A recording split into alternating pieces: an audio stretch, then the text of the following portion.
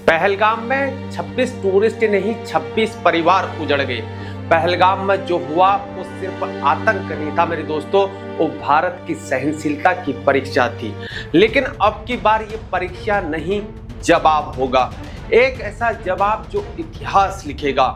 और अब भारत ने युद्ध स्तर की रणनीति बना ली है और अलोसी पार धमाका होगा या पाकिस्तान की यहाँ पर अर्थव्यवस्था ढहेगी।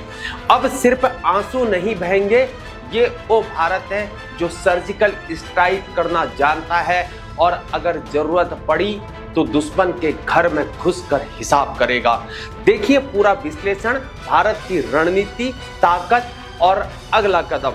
वीडियो शुरू होने से पहले पूछिए खुद से, क्या अब वक्त आ चुका है निर्णायक कार्रवाई का? जय हिंद दोस्तों, मैं हूं हीरा परिहार और आप देख रहे हैं देशभक्ति डायलॉग। चैनल पर अगर आप नए हैं तो चैनल को जरूर सब्सक्राइब करें व सब्सक्राइब करना ना भूलें। वीडियो को लाइक व शेयर करना ना भूलें। दोस्तों आज हम बात करेंगे एक ऐसे मुद्दे की जो हर भारतीय के दिल को छू गया है। पहलगाम में हुआ कायराना आतंकी हमले ने पूरे देश को हिलाकर रख दिया है। 26 निर्दोष पर्यटकों की जान गई, लेकिन इस बार आतंकियों को कड़ा सबक सिखाने का संकल्प लिया गया है। 22 अप्रैल को पहलगाम में हुए इस आतंकी हमले के बाद मोदी जी ने ये स्पष्ट कर दिया है कि दोषियों को सजा मिलेगी, पीड़ितों को न्याय मिलेगा। और अब रक्षा मंत्री राजनाथ सिंह के शब्दों में देश की कार्रवाई का संकेत साफ नजर आ रहा है।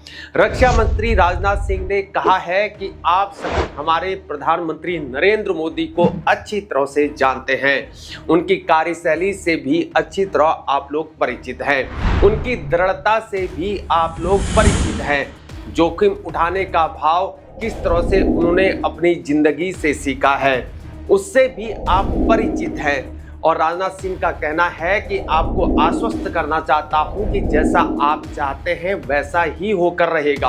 और यही नहीं, डिफेंस मिनिस्टर ने यह भी कहा कि एक रक्षा मंत्री के रूप में मेरा दायित्व है कि मैं अपने सैनिकों के साथ मिलकर देश की सीमाओं की सुरक्षा को सुनिश्चित करूं।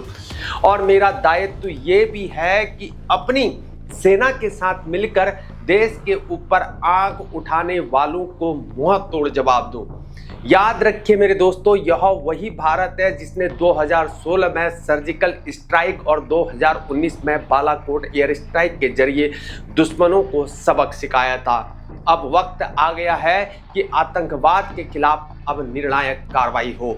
डिफेंस मिनिस्टर ने एक इम्पोर्टेंट बिंदु को उठाया है और उन्होंने कहा है कि राजनीति शब्द, दो शब्द राज और नीति से मिलकर बना हुआ है, लेकिन विडंबना यह है कि राजनीति शब्द अपना अर्थ खो चुका है। यह देश की सुरक्षा का मामला है, राजनीति का नहीं। यहाँ हर भारतीय एक है। डिफेंस मिनिस्टर ने भारत की असली ताकत का भी यहाँ पर उन्होंने जिक्र किया। उन्होंने कहा कि भारत की ताकत न केवल उसकी सशस्त्र सेनाओं में बल्कि उसकी संस्कृति, आध्यात्मिकता में भी है। हम तभी से सही मायने में विकसित भारत बनेंगे जब हम यहाँ पर आर्थिक, सांस्कृतिक और आध्यात्मिक रूप से भी मजबूत बनेंगे। भारत वह भूमि है जहाँ वीर अर्जुन जैसे योद्धा हुए तो भगवान बुद्ध जैसे महायोगी भी हुए हैं। भारत वह भूमि है जहाँ तलवार भी तपस्या से पवित्र होती है। हमारे इतिहास में ऐसी कई कथाएं हैं जहाँ ऋषि मुनियों ने अपने तप से हमारे योद्धाओं को प्रेरणा दी है, उन्हें निर्भीक बनाया है। दोस्तों आज हमारे सामने चुनौतियां हैं, लेकिन इसके साथ ही अवसर भी अनेक हैं।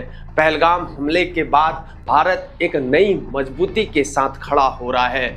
रक्षा मंत्री राजनाथ सिंह के शब्दों में देश के ऊपर आंख उठाने वालों को मुंह तोड़ जवाब मिलेगा। अब सवाल उठता है कि भारत आगे क्या कदम उठा सकता है। भू राजनीतिक और सैन्य दृष्टिकोण से अगर देखें तो भारत के पास मेरे दोस्तों कई विकल्प मौजूद हैं। भारत पाकिस्तान को अंतर्राष्ट्रीय मंचों पर अलग थलग कर सकता है। एफएटीएफ ग्रेट लिस्ट में पाकिस्तान की वापसी के लिए वैश्विक दबाव बढ़ा सकता है। अमेरिका, रशिया, फ्रांस और अरब देशों के साथ अपने संबंधों का लाभ उठाकर पाकिस्तान पर यहाँ पर आर्थिक प्रतिबंध लगा सकता है। Bharat MFN most favoured nation का दर्जा पहले ही छीन चुका है। अब पाकिस्तान के साथ सीमा पार व्यापार पर भी और प्रतिबंध और सिंधु जल संधि की समस्या और अंतर्राष्ट्रीय निवेशकों को पाकिस्तान से दूर रहने की सलाह देकर उसकी अर्थव्यवस्था को और भी कमजोर किया जा सकता है। भारत LOC पर आतंकी ठिकानों पर सटीक हमले कर सकता है। सर्जिकल स्ट्राइक 2.0, ड्रोन अटैक्स या विशेष बलों के छिपे ऑपरेशन, ये सभी विकल्प भारत के पास मौजूद हैं। भारतीय वायुसेना के पास अब रफाल जैसे अत्याधुनिक लड़ाकू विमान हैं जो LOC पार जाए बिना ही दुश्मन के ठिकानों को नष्ट कर सकते हैं। पाकिस्तान के अंदर भारत अपने खुफिया नेटवर्क को मजबूत कर सकता है।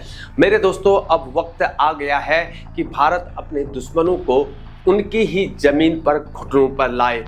अब समय आ गया है कि भारत बलूचिस्तान, सिंध और खैबर पख्तूनख्वा को पाकिस्तान से अलग करने की रणनीति पर काम शुरू करे और पाकिस्तान अधिकृत कश्मीर, पाक ऑक्युपाइड कश्मीर POK को वापस लेने की प्रक्रिया की भी शुरुआत करे। शांतिपूर्ण लेकिन सशक्त प्रयासों की शुरुआत भारत को करनी चाहिए। अब टालना नहीं, करना होगा।